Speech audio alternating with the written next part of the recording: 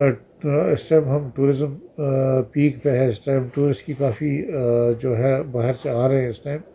और अनफॉर्चुनेटली इसी टाइम हमारा कोविड का यहाँ पे केसेस जो है वो बढ़ रहे हैं। इसमें अच्छे खासे ट्रैवलर्स भी होते हैं, लेकिन प्रिकॉशनरी मेजर्स की अगर हम बात करें वो तो ऑलरेडी सबको पता है कि सोशल गैदरिंग्स अवॉइड करनी है, हैंड सैनिटाइज़र यूज़ करना है, और सबसे ज़्यादा इम्पॉर्टेंट मास्क हमें यूज़ करना है। आप हार्डली देख रहे हैं बाहर, अगर आप खुद भी प्रैक्टिकली देखें तो हार्डली देखें कि कोई मास्क। और जो ये SOPs जो है ये हर जगह फॉलो होने हैं। अगर हमें अपना रोज़ का काम कंटिन्यू करना है, वो ऑफिसेज हो, वो बिजनेस एस्टेब्लिशमेंट्स हो, वो स्कूल्स हो या पार्क्स हो, वहाँ पे जब तक SOPs पूरी तरीके से फॉलो ना हो तो ये केसेस बढ़ने का इम्कान रहता है। अब जो रैपिड टेस्टिंग ऑलरेडी हो रही है, जैसे टूरिस्ट आते हैं उनकी वहाँ पे जो नेशनल जो टूरिस्ट आते हैं या जो लोकल ट्रैवलर्स होते हैं विद इन द कंट्री, उनका रैपिड टेस्ट होता है, और जो इंटरनेशनल ट्रैवलर्स आते हैं उनका RT-PCR होता है। लेकिन इसमें अगर उससे पहले, यहाँ आने से पहले ही उनका एक बार टेस्ट हो जाए तो वो फिर इक्वली सेफ रहते हैं। क्योंकि अगर कोई टूरिस्ट ग्रुप में आता है तो अगर यहाँ पे रैट उसका पॉजिटिव आता है, उसको रिपोर्ट पता चल जाता है नेक्स्ट डे, उसके लिए भी बहुत इनकन्वीनियंस हो जाती है। जो ये टूरिस्ट आता है, जो ग्रुप में स्पेशली आता है, उनका लिमिटेड स्पेस होती है, लिमिटेड टाइम होता है। तो अगर बेहतर यही रहता कि अगर वो अपना टेस्ट करवा के यहाँ पे आ जाते तो वो ज़्यादा बेहतर था। उनकी सेफ्टी भी, उसका पैसा भी बच क्या जाता इसमें उनका। गवर्नमेंट की भी लीनेंसी है? देखिए, मैं लीनियंसी नहीं कहूँगा। गवर्नमेंट के पास जो फैसिलिटी है they are providing it at utmost.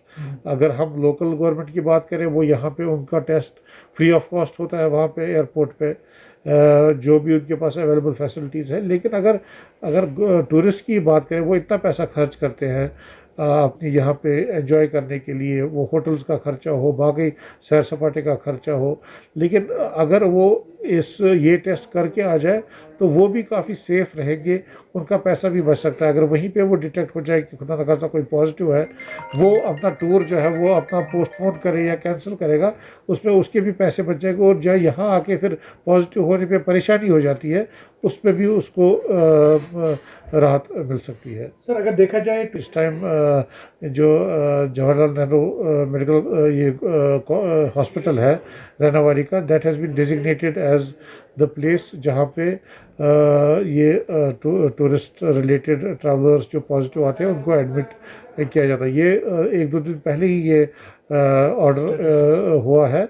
तो उससे पहले हमारे यहाँ भी करीब अभी तक अगर मैं बात करूँ तो 5 से 7 लेके टूरिस्ट हमारे यहाँ भी अभी तक एडमिट हुए हैं, जो बाहर से आए हैं।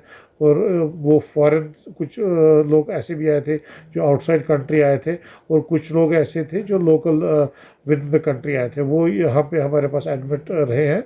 लेकिन आज की डेट में हमारे पास इंस्ट्रक्शंस है, जो भी फॉरेन या लोकल ट्रैवलर पॉजिटिव आता है तो उसको JLNM में एडमिट किया जाए। सर, अगर देखा जाए मेन सोर्सेज क्या रहता है, क्योंकि अगर देखा जाए बीच में जो है तादाद बहुत कम हुई थी केसेस की, लेकिन अब फिर से बढ़ रहे हैं। तो क्या सोर्स अभी आपको पता चल रहा है कि कौन सा सोर्स है जो ये केसेस बढ़ा रहा है?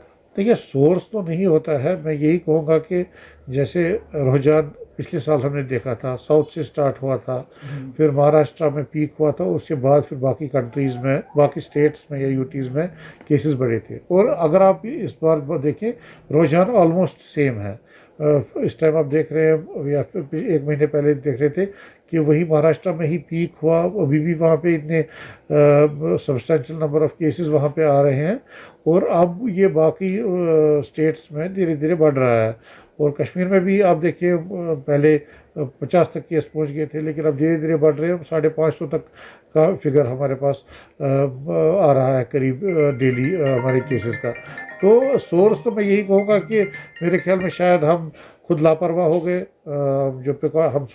हमने सोच लिया कि शायद कोविड ख़त्म हो गया, जो प्रिकॉशनरी मेजर्स है वो नहीं लिए। जो सोशल गैदरिंग्स हम देख रहे हैं, वो कोई भी तरीके की गैदरिंग्स हो, वो हर जगह हो रही है। वो पार्क हो, वो हमारी शादियों का हो, या खुदा न खास्ता किसी की डेथ होती है वहाँ पे, या कोई भी फंक्शन हो, तो वहाँ पे बहुत ज़रूरी है कि हम लिमिटेड तादाद में जाएं और अशद ज़रूरत जहाँ पे जाना हो वहीं पे जाए, और वहाँ पे जाने के बाद भी जो प्रिकॉशनरी मेजर्स हैं वो ले, और उसी से वो हम भी सेफ़ रहेंगे और पूरा मुआशरा हमारा सेफ़ रह सकता है। सर अगर देखा जाए कोविड वैक्सीन लेने के बाद भी कुछ पॉजिटिव केसेस आ रहे हैं जिन्होंने कोविड वैक्सीन लिया है, तो ये कैसे मुमकिन है? अगर बताया जाता है ये कोविड वैक्सीन आया है, अब बचने की ज़रूरत है, तो कोविड वैक्सीन लेने के बाद भी यहाँ पर पॉजिटिव केसेस आते हैं, ऐसा क्यों सर? देखिए, अभी तक तो जो ड्राइव हुई है वो लिमिटेड हुई है। पहले हेल्थ केयर वर्कर्स, फिर फ्रंट लाइन वर्कर्स, उसके बाद अबव एज ऑफ 60, फिर उसके बाद 45 से ज़ायद जिनकी कोमॉर्बिडिटी, अब तो ये एक्सटेंड हुई है 45 ईयर से ज़्यादा लोगों तक ये हुई है। तो इसलिए अगर हम देखें प्रेजेंटली तो वैक्सीन जो है, जो कंपनीज इवन क्लेम करती हैं, एफिकेसी होती है 60 to 70% जो वो क्लेम करें, जो हमारा वैक्सीन इस टाइम यहाँ पे है। और वैक्सीन जो है वो एब्सोल्यूट प्रोटेक्शन नहीं देता है। ये हम नहीं सोचे कि जैसे हम फ्लू वैक्सीन लेते हैं तो इसका मतलब ये नहीं है कि फिर उसके बाद फ्लू होगा ही नहीं पेशेंट को। तो इसलिए वैक्सीन की एफिकेसी जो है 60 to 70% है। और उसके बाद जो खुदा न खास्ता अगर कोई म्यूटेंट वगैरह आता है, हमें ये भी नहीं पता है कि ये वैक्सीन जो हम ले रहे हैं ये उसके अगेंस्ट इफ़ेक्टिव है कि नहीं है। तो इसलिए लोगों को प्रिकॉशन उसके बाद भी लेने हैं। हाँ, लेकिन कुछ स्टडीज़ इस टाइम दिखा रहे हैं कि अगर किसी ने वैक्सीन लिया है तो हो सकता है जो उसकी सीवियरिटी ऑफ डिजीज़ है वो बहुत कम होगी। जो मतलब जो ख़तरा है उसका, जो सीवियर नमूनिया वगैरह होने का, तो हो सकता है वैक्सीन की वजह से जो कि उसको इम्यूनिटी डेवलप होती है तो उसकी डिज़ीज़ जो है वो सीवियर नहीं होगी। सर एक आखिरी सवाल है, क्या आने वाले दिनों में हम मान लें कि यहाँ पर पीक हो सकता है या डाउन हो सकता है कोविड-19 के चलते? देखिए, अगर प्रिकॉशनरी मेजर्स हम ना लें, जो भी एब्सोल्यूट प्रिकॉशंस हैं वो ना लें, तो हो सकता है अभी और केसेस बढ़े। लेकिन अगर हम प्रिकॉशनरी मेजर्स इंशाल्लाह लेंगे तो हमें पूरी उम्मीद है कि हम इसको काबू में ला सकते हैं। बहुत शुक्रिया।